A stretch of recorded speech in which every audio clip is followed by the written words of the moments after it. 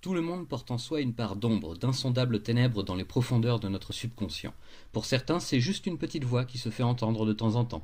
Mais pour d'autres, comme Stanley Ipkiss, c'est une véritable pulsion tapie juste sous la surface et qui ne demande qu'à apparaître au grand jour.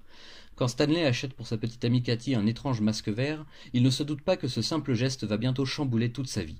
L'envie lui prend, après une énième dispute, de mettre le masque sur son visage juste pour voir. Et il devient alors Big Ed, un psychotique de la pire espèce, capable d'à peu près tout tant qu'il peut l'imaginer et invulnérable de surcroît. En l'espace d'une nuit, Stanley va déchaîner un véritable enfer dans les rues de la ville, s'en prenant à toutes les personnes qui lui ont fait du tort un jour ou l'autre, parfois même totalement gratuitement, juste pour tester ses aptitudes. Les cadavres dans son sillage s'accumulent rapidement et le lieutenant de police Calloway est contraint de sortir l'artillerie lourde pour tenter d'en venir à bout. Finalement, c'est de Cathy que viendra la solution quand elle comprendra que le masque et Stanley ne font qu'un. Désespérée après s'être débarrassée de Stanley, Cathy décide de confier le masque au lieutenant Calloway avec pour instruction très stricte de ne jamais le mettre. Mais évidemment, les meilleures blagues sont celles qui se répètent le plus souvent. Calloway en vient lui aussi à enfiler l'étrange masque vert et devient à son tour un avatar de Big Ed, décidé cette fois-ci à répandre la justice dans une ville corrompue. Une justice expéditive bien sûr, et avec un sens de l'humour très noir et à fort dosage. Les médias ne savent plus où donner de la tête. Big Ed, tueur en série fou furieux ou héros inconnu qui nettoie les rues? Cathy, elle, sait que la véritable nature du masque va finir par prendre le dessus tôt ou tard et qu'il faut mettre un terme à ses agissements au plus vite. De fil en aiguille, et surtout dans un nouveau bain de sang, le masque va passer entre les mains d'un petit malfrat peu sûr de lui qui deviendra lui aussi Big Ed, avec comme ambition affichée d'être le nouveau parrain de la pègre. Et pour ça, tous les moyens sont bons, à commencer par la méthodique et très sale extermination de tous les clans rivaux. Avec Calloway hors jeu, Cathy est désormais la seule personne à pouvoir faire quelque chose pour tenter de récupérer le masque, quitte à user de ses charmes pour cela. Mais même elle n'est pas insensible au chant ténébreux et envoûtant de l'artefact, et elle finit par l'enfiler à son tour pour débarrasser la ville des ultimes responsables de ses malheurs.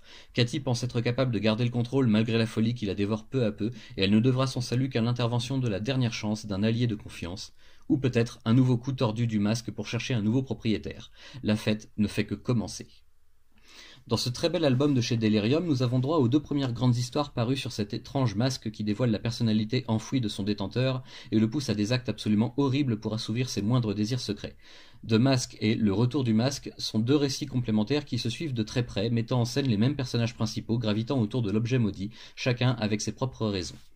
Si comme moi vous faites partie de la génération qui a été bercée avec le célèbre film homonyme mettant un certain Jim Carrey délirant à souhait en vedette, et bien passez votre chemin parce qu'ici le masque, ou plutôt Big Ed, quelle que soit son identité, n'est pas du tout un justicier tordu avec beaucoup d'humour et de gags potaches en réserve. Ici c'est un meurtrier de sang-froid, aussi malsain que le Joker par exemple, avec une invulnérabilité toute relative et surtout un leitmotiv récurrent, semer le chaos partout, tout le temps. La justice au sens propre ne l'intéresse absolument pas. Ce qui compte en premier lieu, c'est de révéler et d'exacerber les plus mauvais côtés de la personnalité de son propriétaire du moment. Le masque passe d'un hôte à l'autre avec à chaque fois une conclusion sanglante et glaçante d'ironie, à ne clairement pas mettre entre toutes les mains.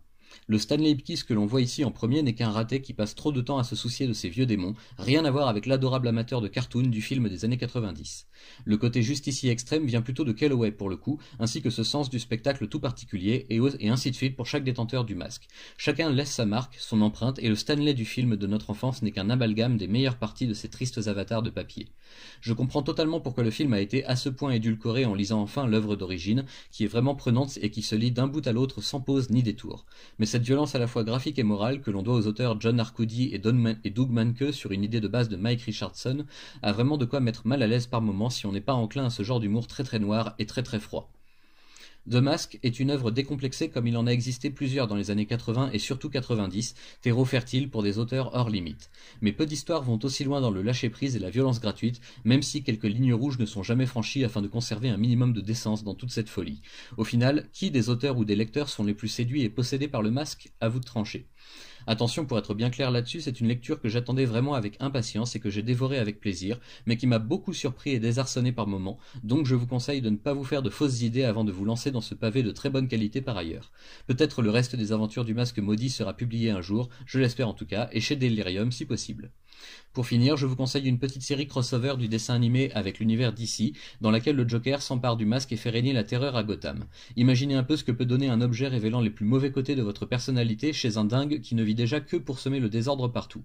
À lire au plus vite, Joker Mask est aussi le chant du signe officiel de la série animée avec une conclusion assez triste, qui surprend elle aussi dans toute cette débauche de gags de mauvais goût.